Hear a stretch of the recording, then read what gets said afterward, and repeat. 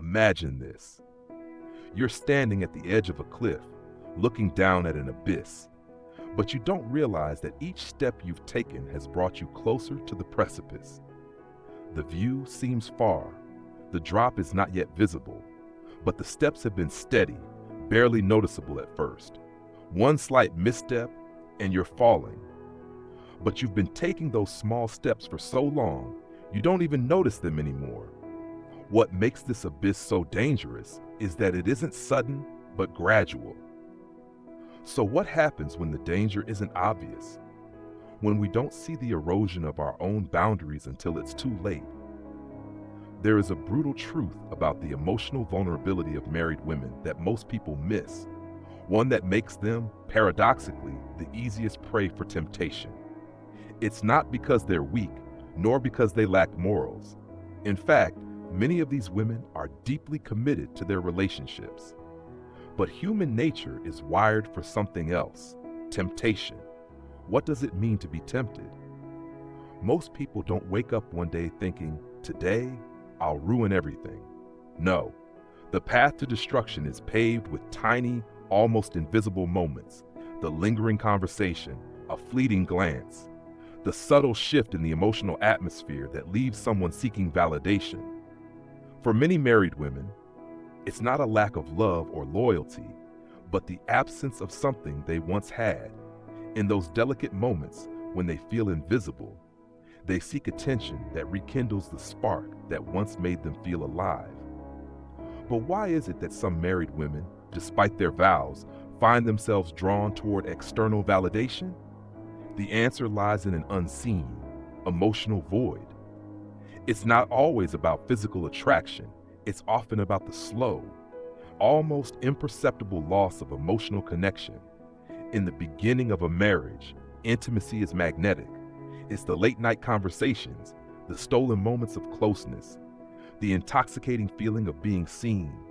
But over time, these moments fade, routine sets in, and the deep emotional connection that once flourished turns into nothing more than logistics, the grocery lists, the mundane household tasks.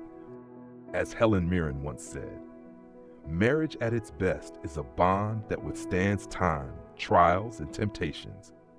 But not all marriages are built to last this way. Indifference is often the silent killer.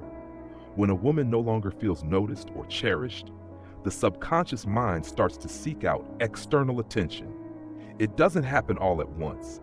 First, it's a compliment here, a smile there, then a conversation begins, seemingly innocent, but with deeper undertones.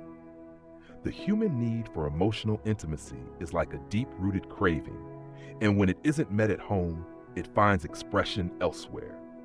This isn't about the lack of love for her partner. It's the human need to feel wanted.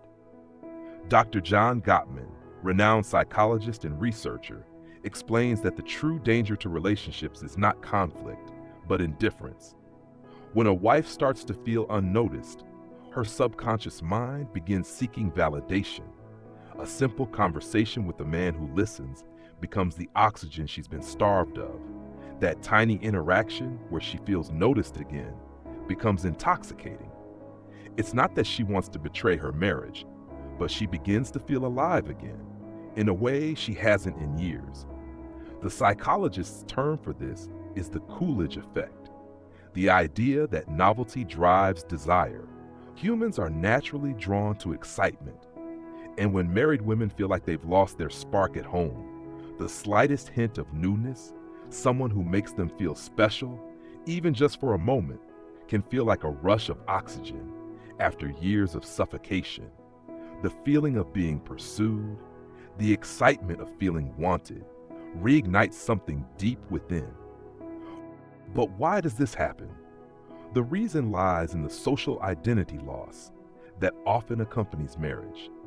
Before marriage, women are individuals. They are defined by their passions, their dreams, their uniqueness. But after marriage, their identities are often consumed by their roles: wife, mother, caretaker. Their very existence becomes a function of others, someone's wife, someone's mother, and over time, they begin to feel like they've disappeared. In this space, external attention feels like a reclaiming of their lost selves. The attention makes them feel separate, not defined by their roles at home. This is when temptation becomes the most dangerous, creeping in under the guise of emotional intimacy, something that seems so innocent, so harmless, but ultimately it erodes the very foundation of their marriage. But how does this turn into justification? How do they begin to rationalize behavior that they know on some level crosses the line? That's where the real danger begins. Now that the seeds of temptation have been sown, the mind begins its subtle work. The justification game begins. It's a dangerous mental dance, one that starts with small excuses, just a conversation, nothing wrong with a compliment. It's harmless, right? The human mind is a master of self-deception, and it will bend reality to protect itself from guilt. This is where the true psychological warfare takes place. No one ever starts out with the intention to destroy their marriage. It happens, not in a single reckless act, but in the subtle unraveling of trust, piece by piece. What begins as a harmless interaction, an innocent conversation, a simple flirtation, slowly grows into something more. And yet, in the mind of the woman, it's still not betrayal. She convinces herself that it's just a harmless escape, a fleeting moment of validation. The human brain is wired for cognitive dissonance, a psychological phenomenon where the tension between one's actions and beliefs forces the mind to create rationalizations. The actions feel good, but they go against what one knows to be true. And so, the brain makes excuses.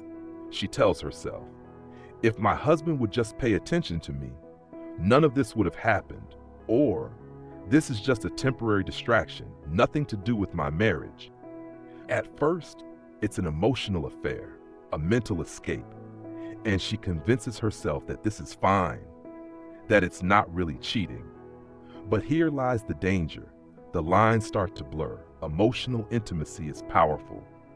When a woman begins to share her deepest thoughts, her emotions, her vulnerabilities with another man, she begins to detach from her husband, even if she doesn't realize it.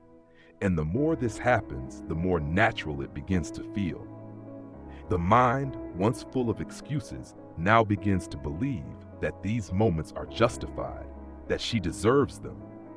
The final shift occurs when the emotional connection to another man feels more real than the one with her husband.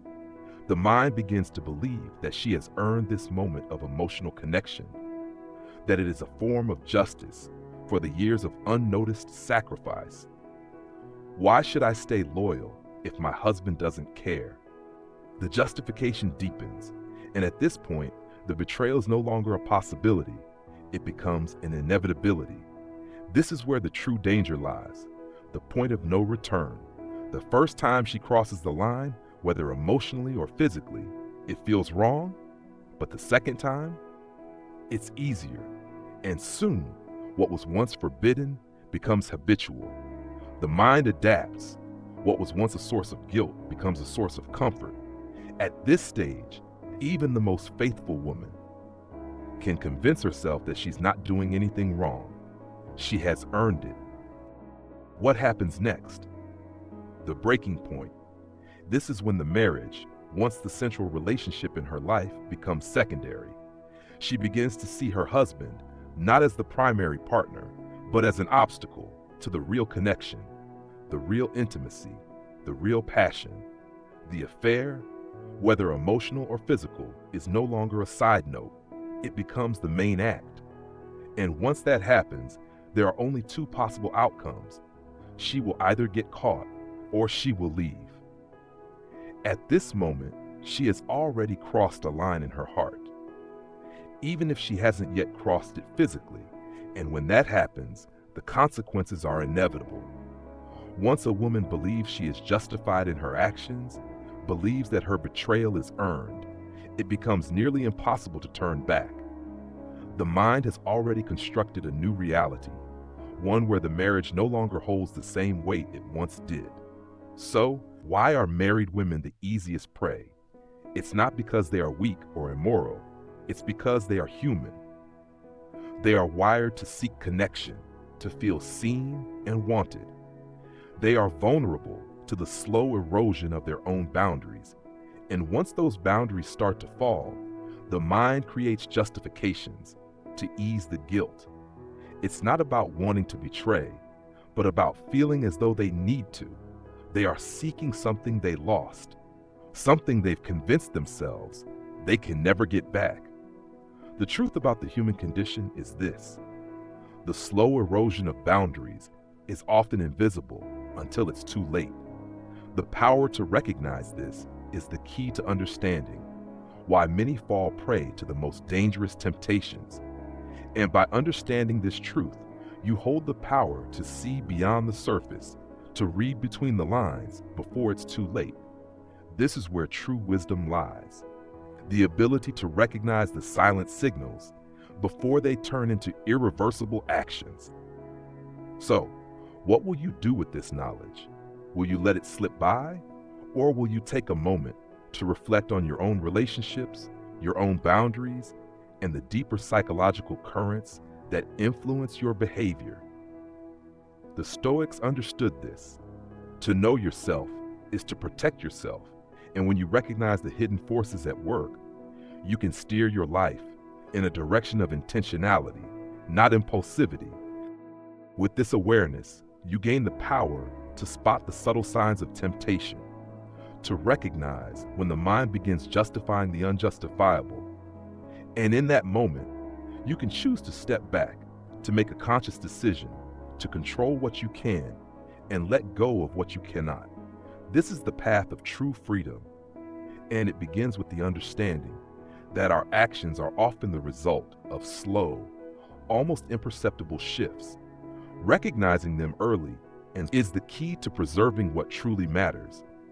This is Stoic wisdom: to be aware of the subtle forces shaping your life and to make decisions based on reflection, not impulse.